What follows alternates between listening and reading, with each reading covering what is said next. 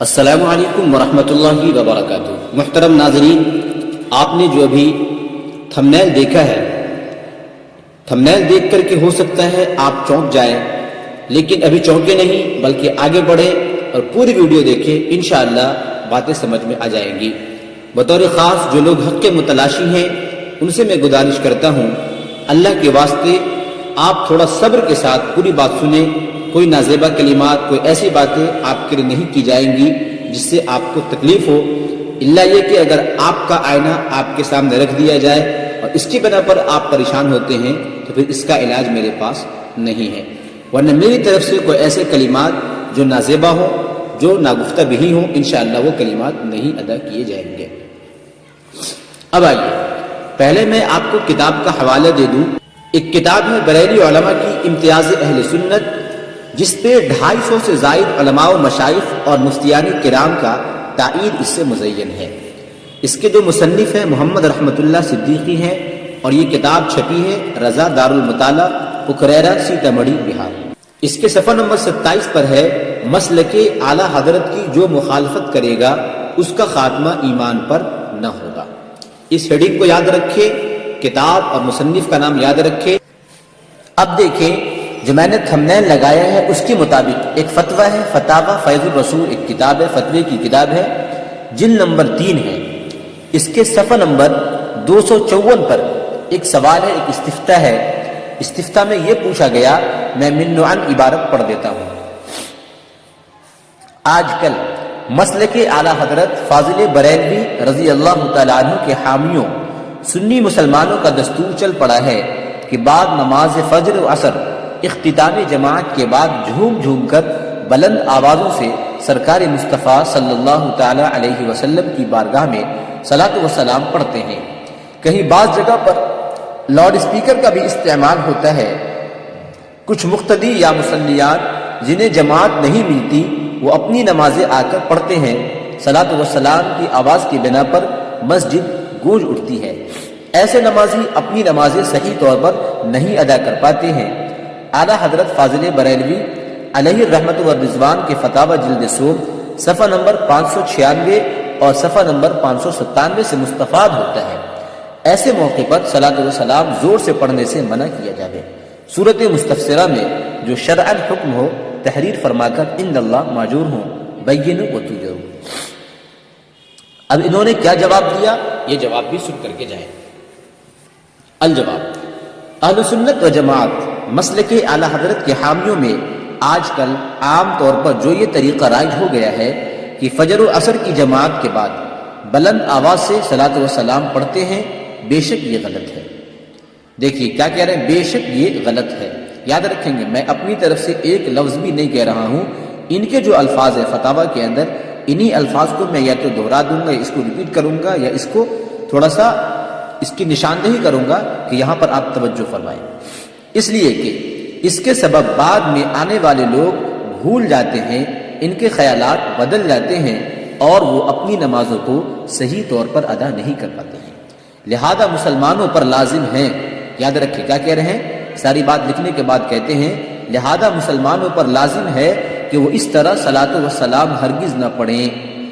کیا کہہ رہے ہیں، لہذا مسلمانوں پر لازم ہے کہ وہ اس طرح صلاۃ و سلام ہرگز نہ پڑھیں، اور مخصوص لوگوں پر واجب ہے کہ یہ طریقہ بند کرائیں۔ اگر قدرت کے باوجود ایسا نہیں کریں گے تو گناہگار ہوں گے۔ حدیث شریف میں ہے، ان الناس اذا رأوا منکرا فلم یغیروه یوشک ان یعمهم اللہ بعقابہ۔ یہ حدیث کا حوالہ نقل کیا گیا، حدیث لکھی گئی ہے۔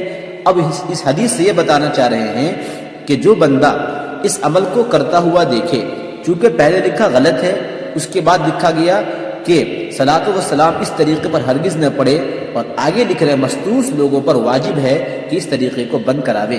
اگر قدرت کے باوجود ایسا نہیں کریں گے تو حدیث سے حوالہ دیا کہ وہ شخص گناہگار ہوگا۔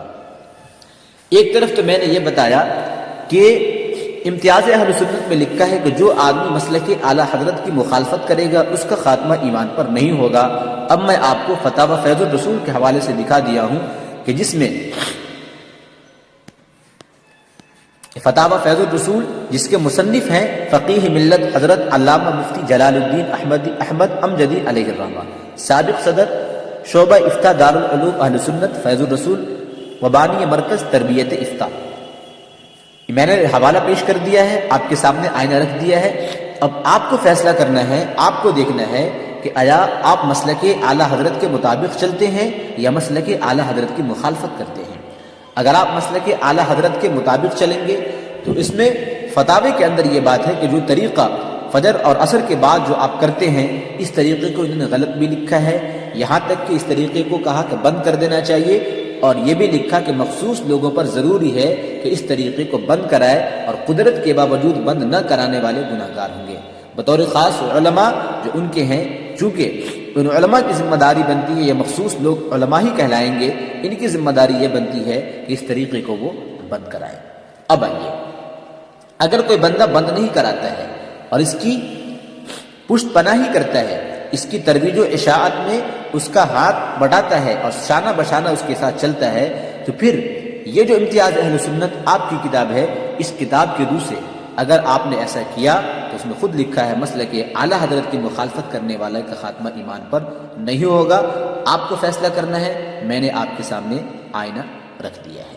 لیکن میں ایک بات کی وضاحت ضروری سمجھتا ہوں، وہ یہ ہے کہ بعض کہنے والے کہہ سکتے ہیں کہ چونکہ فتوے کے اندر یہ بات ہے کہ بعد میں جو نمازی آتے ہیں ان کو نماز پڑھنے میں دقت ہوتی ہے، ان کی وجہ سے یہ بات لکھی گئی ہے کہ اس طریقے کو بند کر دیا جائے، یہ غلط ہے، اور جو لوگ مخصوص ہیں ان کو بند کرانا ضروری ہے، نہ کرانے والے گناہگار ہوں گے۔ یہ ساری باتیں اس وقت ہیں جب کہ بعد میں نماز پڑھنے والے لوگ موجود ہوں، ہو سکتا ہے یہ کہہ دیں، لیکن یہ علت جہاں وہاں پائی جاتی ہے، اس طریقے سے یہ علت وہاں بھی پائی جاتی ہے کہ اگر آپ نے لاؤڈ اسپیکر کو کافی تیز آواز کے ساتھ چلا کر کے صلاۃ و سلام پڑھا، کسی دوسری مساجد میں نماز ہو رہی ہوں یا عورتیں نماز پڑھ رہی ہوں یا آس پڑوس کی عورتیں نماز پڑھ رہی ہوں، ان کو دقت اور پریشانی ہوتی ہو، تو یہ علت وہاں بھی پائی جائے گی، لہذا اس علت کی وجہ سے یہ حکم وہاں کے لیے بھی ہوگا، اور اس طریقے کو بند کرنا اور یہ طریقہ غلط اور مخصوص لوگوں پر اس طریقے کو بند کرانا ضروری ہوگا، ورنہ ایسے شخص کو آپ کی کتاب کے روح سے اور حدیث کے حوالے کے ساتھ گناہگار قرار دیا گیا ہے۔ میں نے سوچا کہ چونکہ یہ بات انتہائی ضروری ہے، اسی بنا پر میں نے اس کی وضاحت کر دی ہے۔ شروع میں جس کتاب کا حوالہ میں نے دیا، یعنی امتیاز اہل سنت، جس میں یہ لکھا گیا ہے جو مسلک اعلیٰ حضرت کی مخالفت کرے گا اس کا خاتمہ ایمان پر نہیں ہوگا، لہٰذا ان ساری باتوں کے بعد پوری ویڈیو دیکھنے کے بعد جو صلاۃ و سلام اس طریقے پر پڑھنے والے حضرات ہیں انہیں غور و فکر کرنے کی ضرورت ہے۔